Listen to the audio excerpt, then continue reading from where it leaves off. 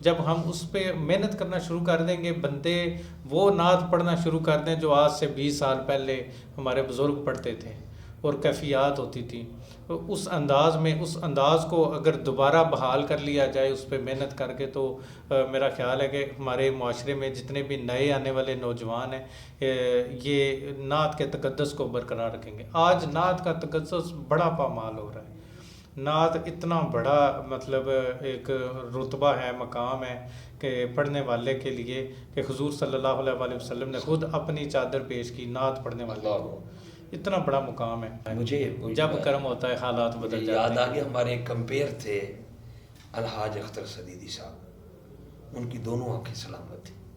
ایک نعت خان تھے، آپ اس وقت چھوٹے تھے، آپ بھی میرے لیے چھوٹے میرے بھائیوں کی طرح ہیں، میری اور آپ کی عمر کا بڑا فرق ہے، 10-12 سال کا فرق ہے، تو میں نا بلکہ زیادہ ہی ہے، تو وہ ایک نبینا تھے ہمارے قسم۔ میں آپ کی اسی بات کا جواب اسی ایک جملے میں ادا کرتا ہوں آپ کو۔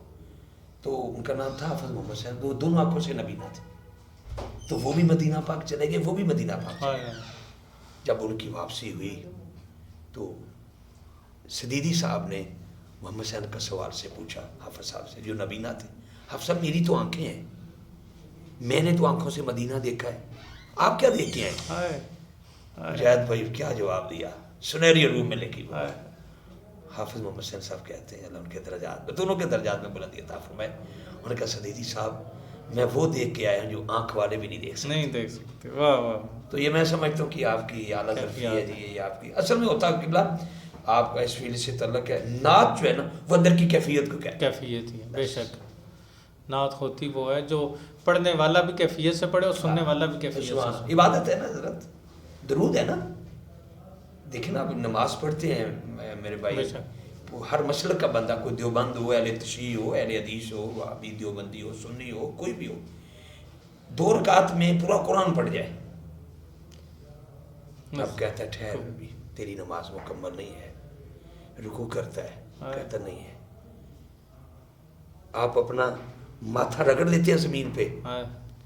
سب سے اگر دنیا دار، اگر کسی کی باہر لڑائی ہو جائے چوک میں، کاریاں میں، تو جب آپ کسی کا سر پکڑ کے زمین پہ رکھیں گے، اس کو کوئی ناک کی لکیریں نکال، تو دونوں کے یہ دنیا کے یہ ظالم ہو تم، یار اتنے بڑے ظالم ہو کہ تم اس کے ماتھا رگڑا رہے ہو، لیکن اللہ کہتا تم نے ماتھا رگڑا ہے، ناک کی لکیریں نکالی نہیں، ابھی نماز مکمل ہی، مالک کب نماز مکمل ہوگی؟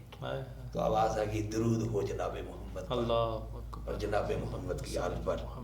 اس پر ایک شاعر نے کہا کہ ہک بے وجود ہے تے پنجاں دا وجود ہے، ہک نو سجدہ تے پنجاں تے درود ہے۔ واہ واہ واہ۔ حضرت کیفیات سے یاد آیا کہ آج کل جو سناحان مصطفیٰ ہیں نعت پڑھ رہے ہوتے ہیں لیکن کیفیت وہ نہیں ہوتی۔ میں اکثر جتنی بھی جو مذہبی شخصیات ہیں ان کے ساتھ جب بھی یہ پوڈ کاسٹ کرتا ہوں یا انٹرویو کرتا ہوں یا کوئی بھی گفتگو، ہماری یہ کوشش ہے کہ آہستہ آہستہ اس ٹرینڈ کو، اس جو ہے نا ماحول کو چینج کیا جائے۔ اچھی بات کہ ہماری جو سٹیج ہیں، سٹیجوں پر جو ماحول بنے ہوئے ہیں نا، ان کو دیکھ کے غیر کو جو ہے نا موقع ملتا ہے بات کرنے کا۔ جب ہم اس پہ محنت کرنا شروع کر دیں گے، بندے وہ نعت پڑھنا شروع کر دیں جو آج سے 20 سال پہلے ہمارے بزرگ پڑھتے تھے اور کیفیات ہوتی تھی، اس انداز میں، اس انداز کو اگر دوبارہ بحال کر لیا جائے اس پہ محنت کر کے، تو میرا خیال ہے کہ ہمارے معاشرے میں جتنے بھی نئے آنے والے نوجوان ہیں یہ نعت کے تقدس کو برقرار رکھیں گے۔ آج نعت کا تقدس بڑا پامال ہو رہا ہے، نعت اتنا بڑا مطلب ایک رتبہ ہے، مقام ہے کہ پڑھنے والے کے لیے، کہ حضور صلی اللہ علیہ وسلم نے خود اپنی چادر پیش کی نعت پڑھنے والے کو، اتنا بڑا مقام ہے۔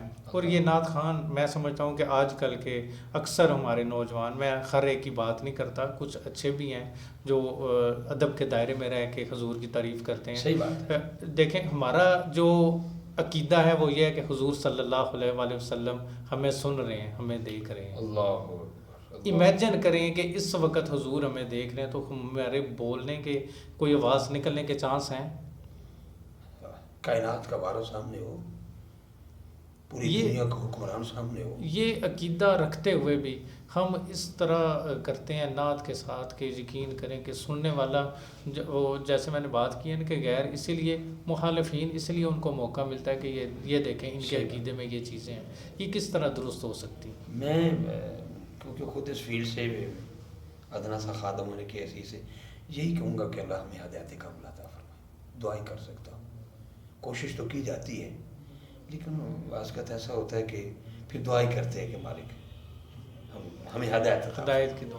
واہ اللہ کرے جی. اگر نعت کو نعت سمجھ کے پڑھا جائے تو کمی نہیں ہے. بے شک خود اثر رکھتی ہے نعت. ہاں بے شک ایسے ہی وہ خود آتے ہیں دیکھیں نا. کوئی شک نہیں. آپ نے کہا نا کہ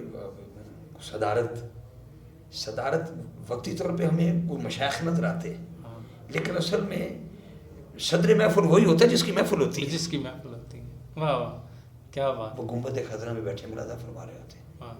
سارا مرض اب پڑھنے والے کا، مانگنے والے کا، سنانے والے کا، دکھڑا سنانے والے کا کیا انداز ہے وہ ضرور جانتے ہیں. اور میرا ایمان ہے کہ ایز اے نعت خوان ہونے کے ناطے کہ بس یہی بات ہمیں کامیابی ہوئی. چلو یار حضور کے ثنا خوان تو ہے نا. یہ کسی تھیٹر میں یا کسی سنگر وغیرہ تو سنگر نہ بن گئے، گلوکار نہ بن گئے. چلو ممبر تو ملا ہے لیکن اب ممبر جو ہے نا کیونکہ اسٹیج کی دنیا ہو رہا ہے، ممبر کی دنیا ہو رہا ہے تاکہ معنی ایک ہی ہے.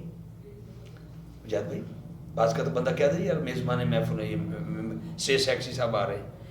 ٹھیک ہے اسٹیج سیکٹری اسٹیج ہے ممبر، لیکن اسٹیج پہ اداکار، گلوکار، فنکار آتے ہیں.